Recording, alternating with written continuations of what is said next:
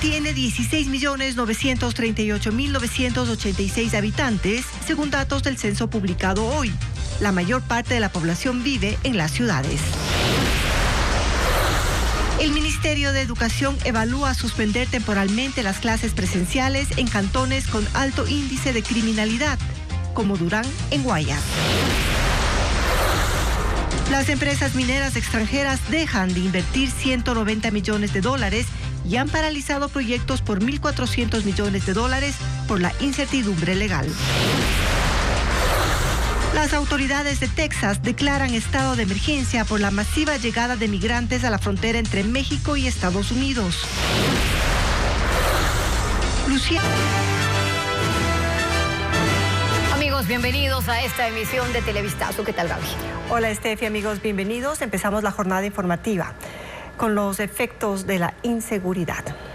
La ola de violencia en Durán obligó a un plantel particular a suspender las clases presenciales, y esto como una medida de prevención ante el aumento de los crímenes.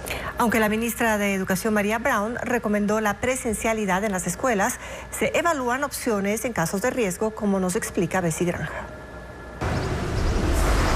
Es el colegio particular Francisco González Suárez en Durán. Allí sus directivos suspendieron temporalmente la jornada educativa por la ola de violencia que en ese cantón ha dejado 12 muertos en las últimas 48 horas.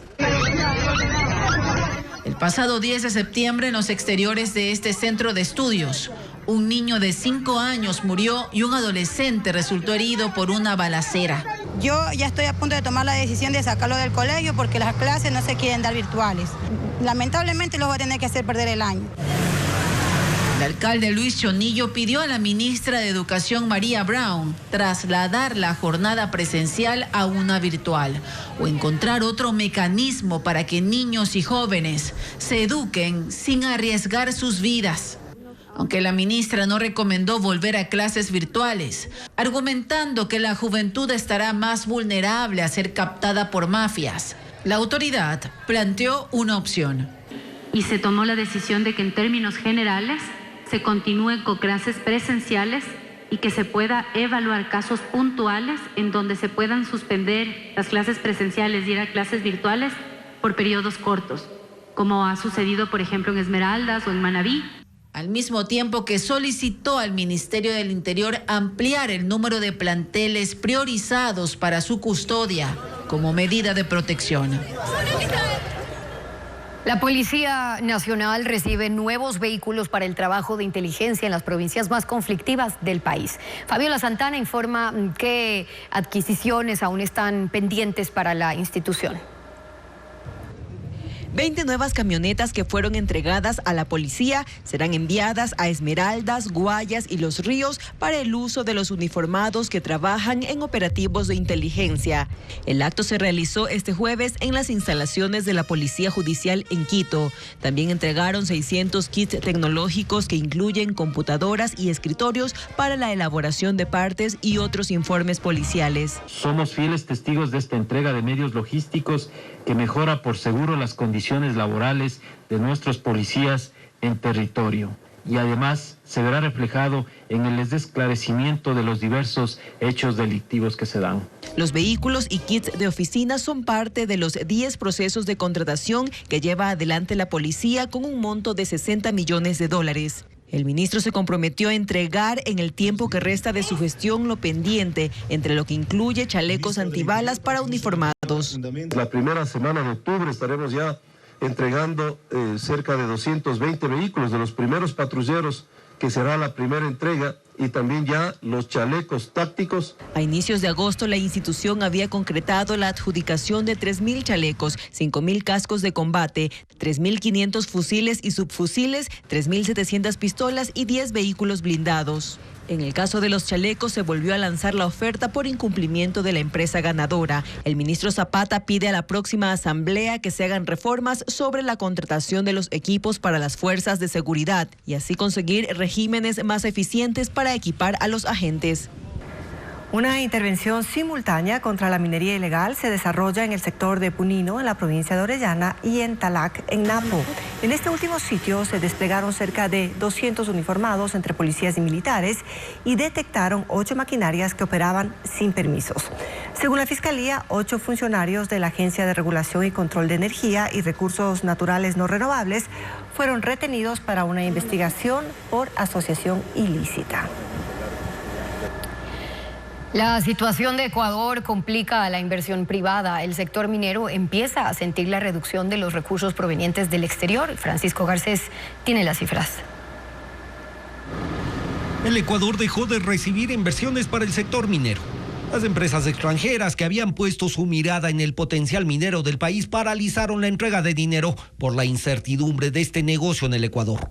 Desde el 2019, el país recibió cerca de $1.500 millones de inversión, cifra que se mantuvo estable durante el 2020. Empezó a caer al año siguiente, pero en el 2022 ya fue negativa en $190 millones.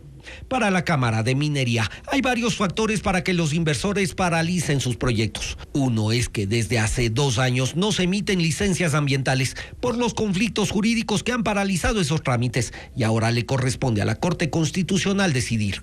La falta de esas licencias, por ejemplo, mantiene paralizados a los proyectos Curipamba en Bolívar y La Plata en Cotopaxi, ambos con inversiones previstas de alrededor de $500 millones. Otro de los factores que ahuyenta la inversión es la inseguridad y la incursión de la minería ilegal en varias zonas del país. Según el catastro minero, en el Ecuador hay 3.065 concesiones para minería metálica y solo 2 de gran escala están en producción, que son Fruta del Norte y Mirador en Zamora. El resto siguen en fase de exploración. De acuerdo a la ley, para pasar de exploración a producción se requiere de otra licencia ambiental, requisito que ninguno de los proyectos en exploración puede obtener en la actualidad. La Corte de Justicia de Manabí dictó auto de llamamiento a juicio en contra de Simón García, ex juez de Paján, que dejó en libertad a Daniel Salcedo. García también enfrenta otro proceso penal por decisiones cuestionadas por la Fiscalía. Jacqueline Rodas con los detalles. Esta mañana la Corte Provincial de Justicia de Manabí aceptó la acusación fiscal por prevaricato y dictó auto de llamamiento a juicio en contra de Simón García Tello. Se trata del juez del Cantón Paján, que dejó libre a Daniel Salcedo en diciembre del año pasado, pese a sus 2 sentencias, a 13 años de prisión por peculado en la venta de fundas para cadáveres durante la pandemia y a otra de 3 años por el ingreso de artículos prohibidos a la cárcel. El ahora ex juez, pues ya fue destituido, también emitió boleta de libertad a favor de un condenado por robo agravado y emitió un fallo ilegal en un proceso de desahucio. Esta no es la primera vez que García se enfrenta a la justicia. Hay registros de una detención por conducir en estado de embriaguez en 2020, que le valió 30 días de prisión, y un juicio por falsificación y uso de documento falso del que fue sobreseído. Además, la Fiscalía le acaba de abrir otro proceso penal también por el delito de prevaricato, es decir, por fallar en contra de la ley. Al momento permanece con prohibición de salida del país. Debe presentarse cada semana en la corte y no puede vender sus bienes. Ahora, su caso pasará a un tribunal de juicio que valorará las pruebas a favor y en contra antes de emitir sentencia. Se expone a una pena de hasta 5 años de prisión. Texas declara estado de emergencia en uno de los pasos fronterizos desde México por una nueva llegada masiva de migrantes. 10,000 personas en el muro entre Eagle Pass y Piedras Negras han activado las alertas sobre flujos de indocumentados que quieren entrar a los Estados Unidos. Lo informa Pedro Jiménez. Se trata de una de las mayores oleadas de migrantes en un puesto fronterizo en Texas.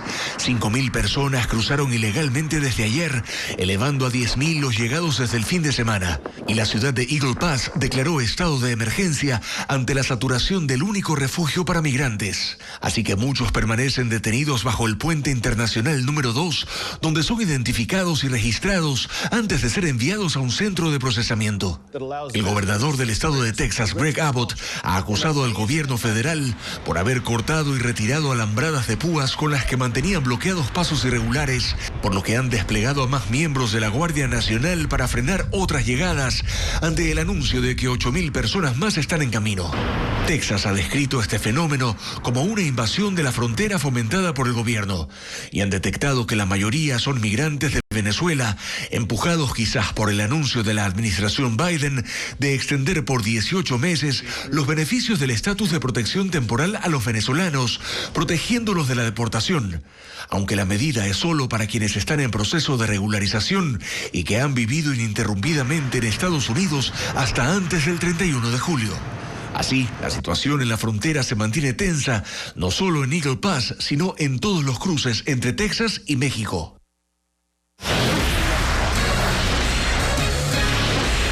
Al volver, ¿en cuánto creció la población del Ecuador en 12 años? Ya les mostramos los resultados del Censo Nacional. Y también empresas denuncian el uso de su nombre para estafar a usuarios. Censo, nuevo espejo del país. La población de Ecuador creció 2.5 millones en 12 años. La cifra corresponde a los datos oficiales del Censo de Población que se presentaron este jueves. Diego Puente con más detalles. El Ecuador tiene 16.938.986 habitantes, según el séptimo censo de población y sexto de vivienda. Las mujeres son mayoría con 8,6 millones, es decir, representan el 51,3% frente al 48,7% de hombres. La población ecuatoriana se compone con un 77,4% de mestizos, 7,7% de indígenas, en igual porcentaje los que se identifican como montubios. La población afro representa el 4,8% y los de extranjeros el 2,5%. Los datos reflejan que el Ecuador se transformó en urbano, ya que el 63,1% de los habitantes vive en una ciudad y el 36,9% en sectores rurales. Según el INEC, de cada 100 hogares, 64 tienen viviendas propias y 36 alquiladas o prestadas. Los datos fueron entregados este jueves por el Instituto Ecuatoriano de Estadística y Censos, 5 meses después de lo ofrecido al inicio del proceso. Sin duda ha sido el censo más desafiante, más complejo que hemos tenido que afrontar. Hemos tenido ataques de todo tipo. Las redes sociales son complicadísimas hoy en día. Nadie nos va a poner una medallita por haber censado en una época muy compleja de inseguridad. Pero no solo se censó a las personas, por primera vez se incluyó a las mascotas y en Ecuador hay 4,1 millones de perros y gatos de compañía. Empresas denuncian el uso de su nombre para estafar a clientes mediante llamadas telefónicas y redes sociales. Las autoridades advierten tener cuidado con números de países africanos, por ejemplo, en WhatsApp, ya que se usan para cometer delitos. Luis Alfredo Zúñiga con el informe. Los casos de estafa continúan en el país y para convencer a sus víctimas, los delincuentes están tomando el nombre de varias empresas. La aerolínea KLM, mediante un comunicado, advirtió de fraudes a ecuatorianos y extranjeros para realizar ventas telefónicas de billetes de avión falsos, cobros fraudulentos para tramitar check-in, cambios de asiento, entre otros. Estas estafas estarían haciéndose mediante llamadas telefónicas desde el 0963 1668 79 e indican que este número no está asociado a KLM. Piden además a las autoridades nacionales tomar acciones.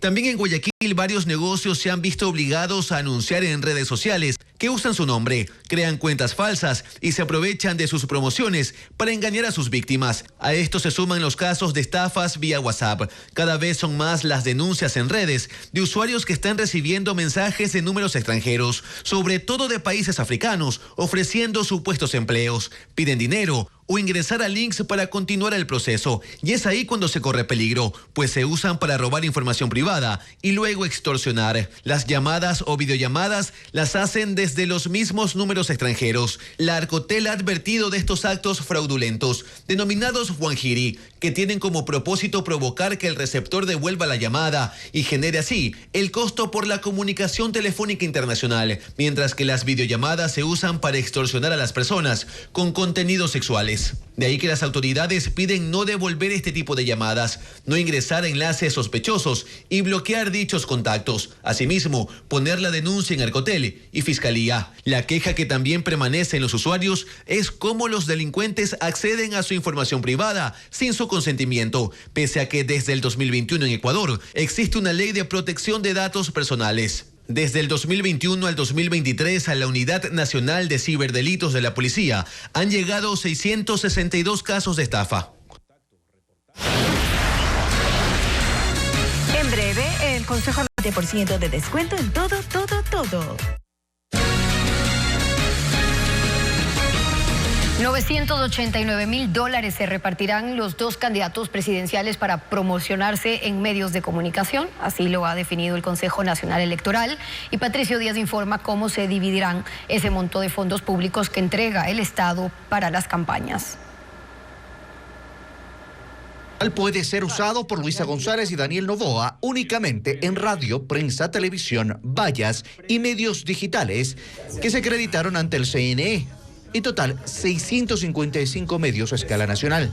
Los candidatos definen en cuál medio publicar sus spots, cuñas o afiches. El monto máximo de promoción electoral es de $412,300 por cada candidato.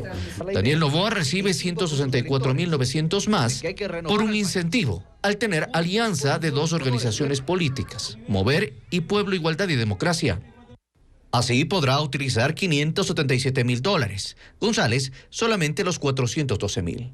En total serán $989,000 invertidos por el Estado. Ningún valor económico se entrega a la organización política.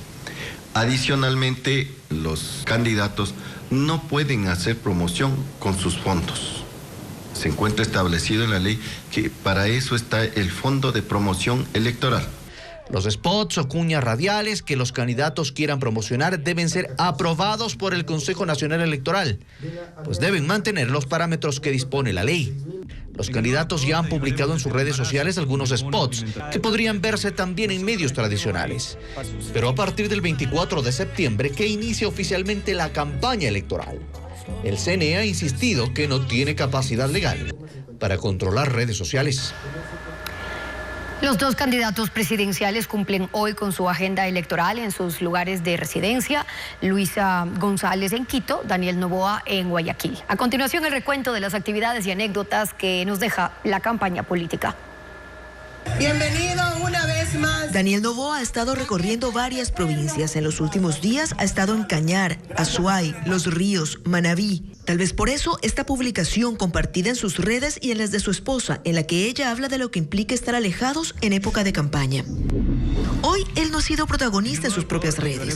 Subió un video de su madre en el que se habla de planes sociales y otro más de su esposa hablando de ayuda para la niñez. Daniel y yo sentimos el dolor. En cuanto a su agenda, Noboa estará hoy en Guayaquil y tiene apenas 2 actividades públicas, una entrevista en una radio y un conversatorio en una universidad.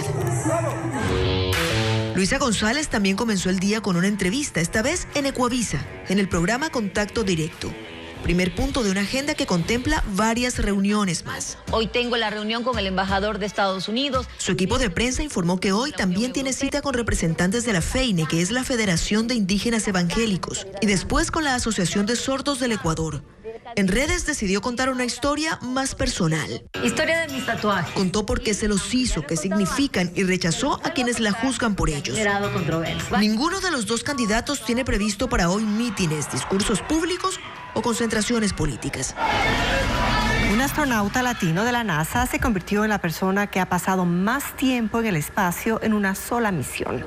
Frank Rubio, de origen salvadoreño, partió a la Estación Espacial Internacional el 21 de septiembre de 2022 para una estancia de 6 meses, pero cuando se disponía a volver a la Tierra, un micrometeorito impactó su nave y el retorno se postergó 6 meses más. Rubio es la única persona que ha pasado un año en el espacio y se espera que regrese a la Tierra el próximo 27 de septiembre. Ese día establecerá un nuevo récord mundial de 371 días fuera del planeta.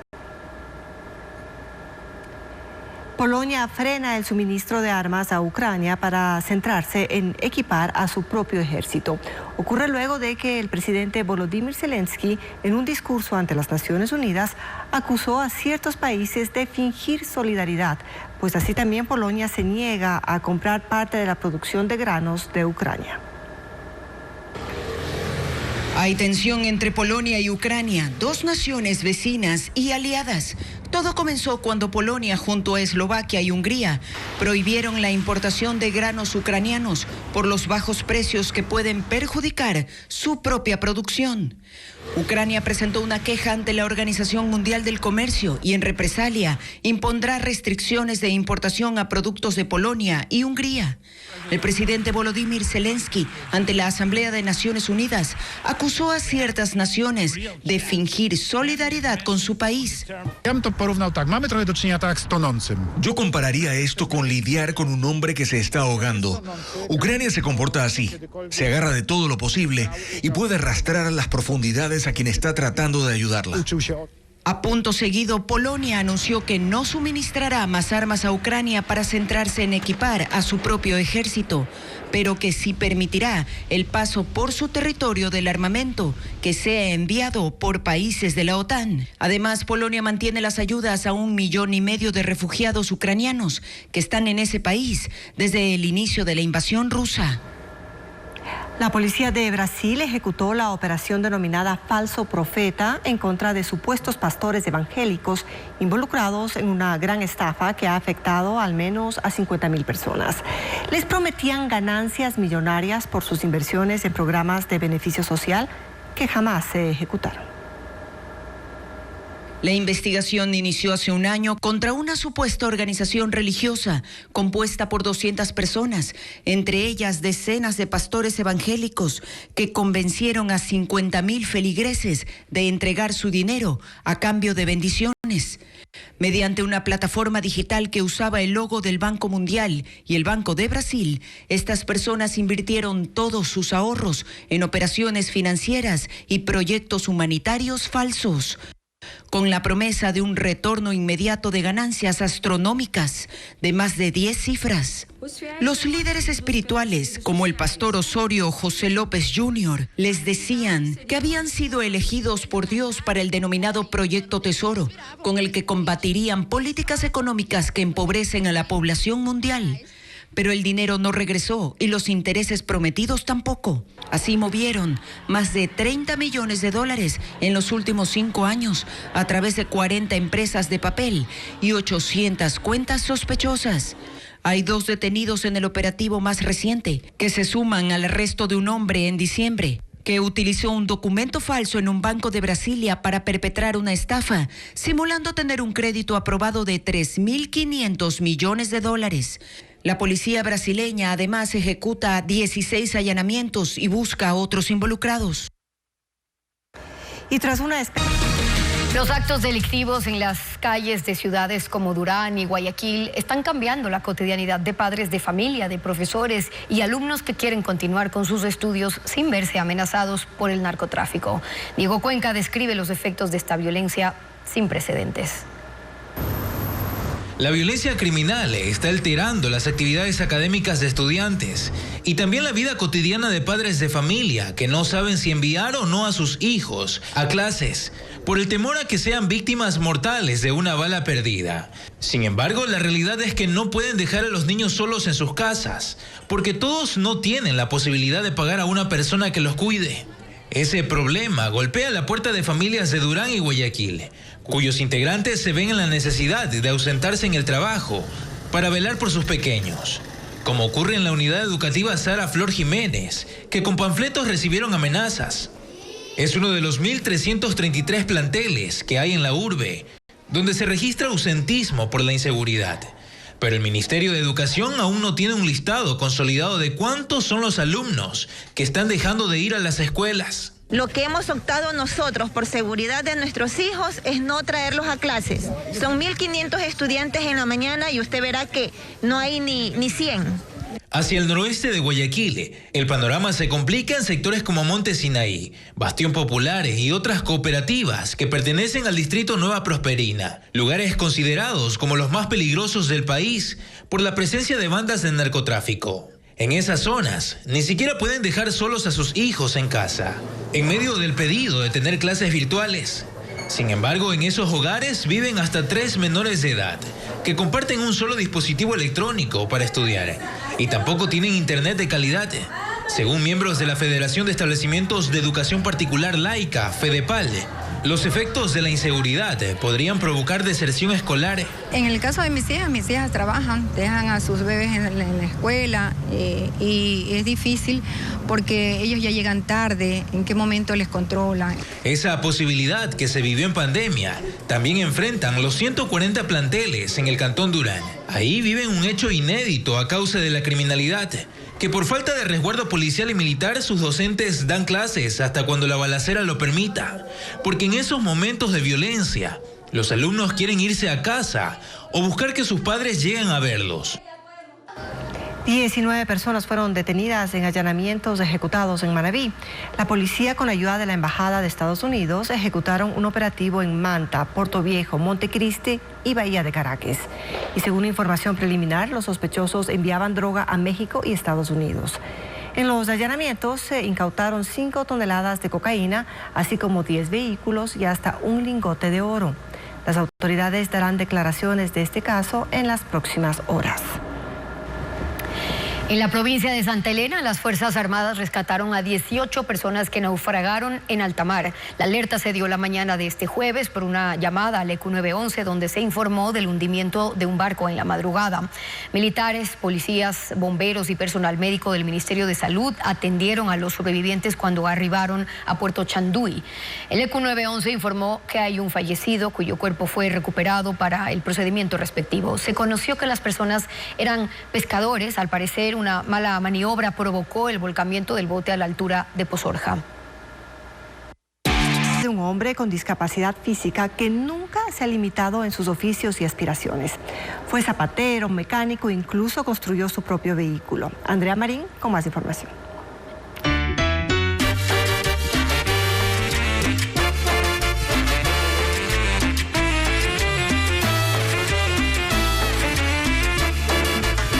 Llega a bordo del vehículo que él mismo fabricó. Le tomó 3 meses, pero lo dejó a su gusto, pero sobre todo de acuerdo a sus necesidades.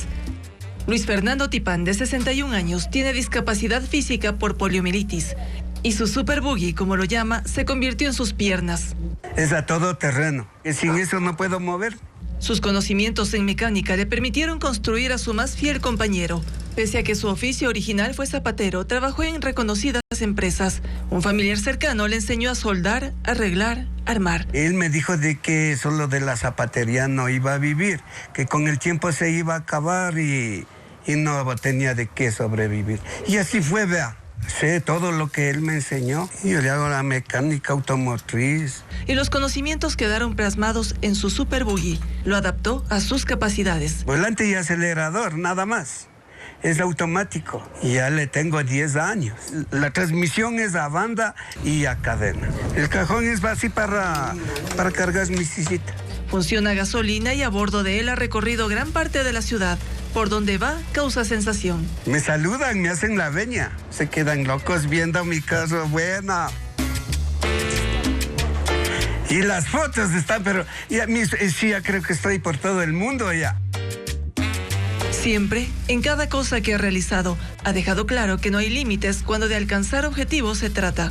Habemos personas discapacitadas que somos capaces de todo. Sin embargo, ahora necesita ayuda. Después de su buggy, su sistema de movilidad es la silla de ruedas, pero la que tiene ya está en deterioro.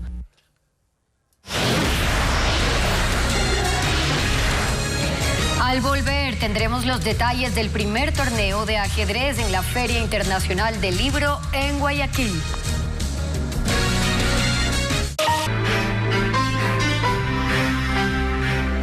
10 escritores internacionales y 7 locales son parte de los invitados a la Feria del Libro 2023 en Guayaquil, donde harán el lanzamiento de sus obras literarias.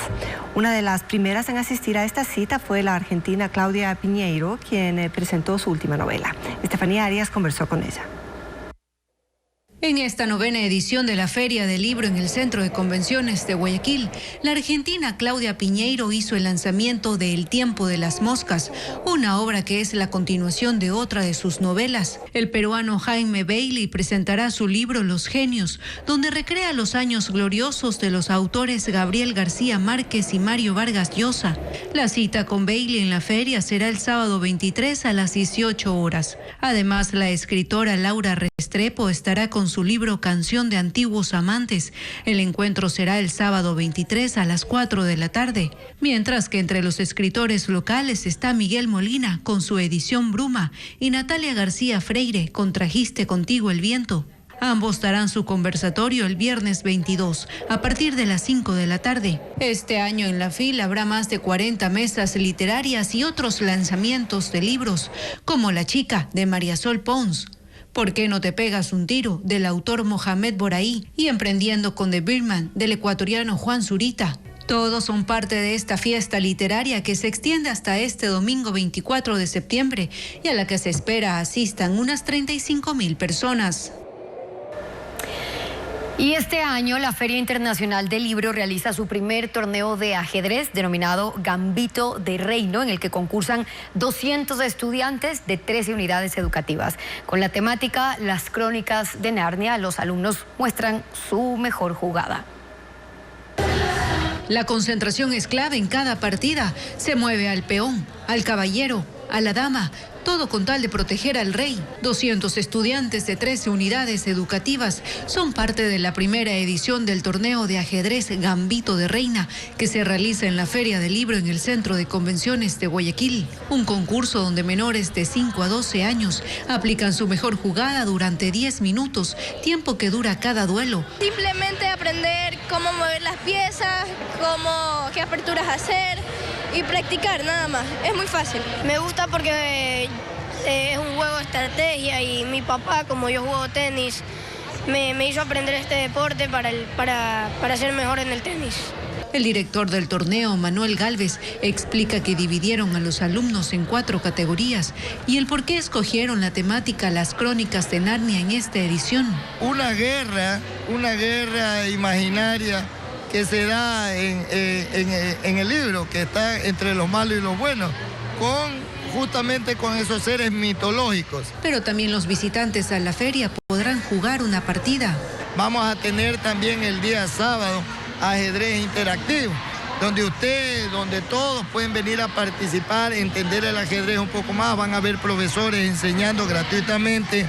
Mientras en el torneo seguirán en guerra hasta este viernes, que se juega la final, y la premiación será el domingo 24, el último día de la feria.